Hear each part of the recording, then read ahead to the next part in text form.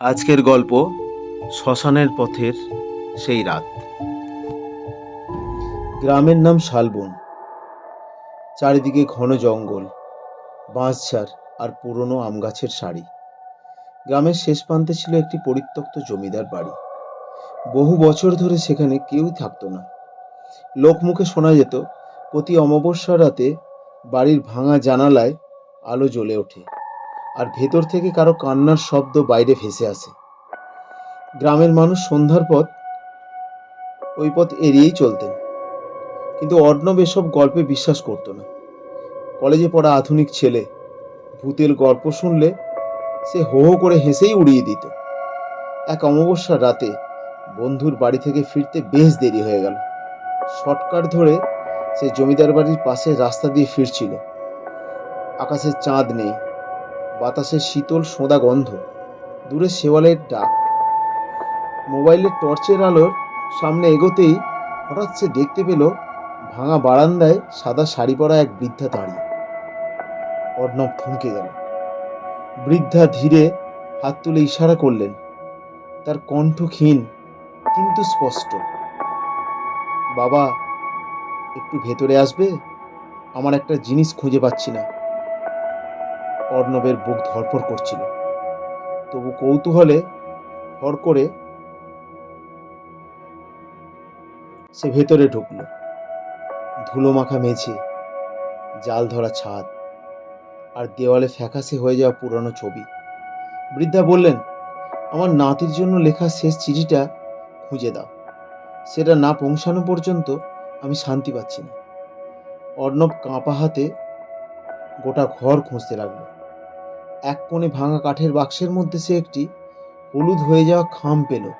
তাতে লেখা, আমার প্রিয় অমিতের জন্য। চিঠিটি হাত দিতেই মুখে অদ্ভুত শান্তির হাসি ফুটে উঠল। তিনি বললেন, আজ এত বছর পর তুমি আমাকে মুক্তি দিলে।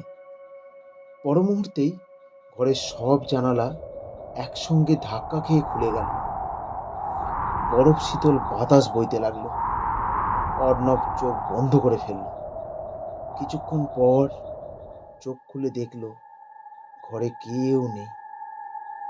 শুধু মেঝেতে পড়ে আছে একটি পুরনো সাদা কালো ছবি। সেখানে সেই একই বৃদ্ধা, পাশে একটি ছোট ছেলে। ছবির নিচে লেখা, সুবর্ণা দেবী ও নাতি অমিত, 1974। পরদিন অর্ণব গ্রামের প্রবীণদের কাছে জানতে পারল, সুবর্ণা দেবী বহু বছর আগে নাতির অপেক্ষায় সেই বাড়িতেই মারা গিয়েছিলেন। তার নাতি শহরে চলে গিয়েছিল আর কখনো ফিরে আসেনি। কয়েকদিন পর অর্ণব শহরে খোঁজ নিয়ে অমিতবাবুর সন্ধান পেল। তিনি তখন বৃদ্ধ। চিঠিটি হাতে নিয়ে দীর্ঘক্ষণ নীরবে বসে রইলেন। চোখের কোণে জল নিয়ে বললেন, আমি ভেবেছিলাম ঠাকুমা আমাকে ভুলে গেছে। সেই চিঠিতে লেখা ছিল, যেখানেই থাকিস মনে রাখিস, আমার আশীর্বাদ সবসময় তোর সঙ্গে আছে। এরপর থেকে জমিদার বাড়িতে আর কখনো আলো দেখা যায়নি, কান্নার শব্দও শোনা যায়নি। কিন্তু অর্ণব আজও মাঝে মাঝে গভীর রাতে ঘুম ভেঙে অনুভব করে যেন কার স্নেহমাখা কণ্ঠ ভেসে আসছে, ধন্যবাদ বাবা। আর সেই মুহূর্তে তার শরীর শিউরে ওঠে, কারণ সে জানে সব ভূতের গল্প ভয়ের নয়। কিছু গল্পে লুকিয়ে থাকে অপূর্ণ ভালোবাসা, অপেক্ষা আর মুক্তির আরতি। ধন্যবাদ।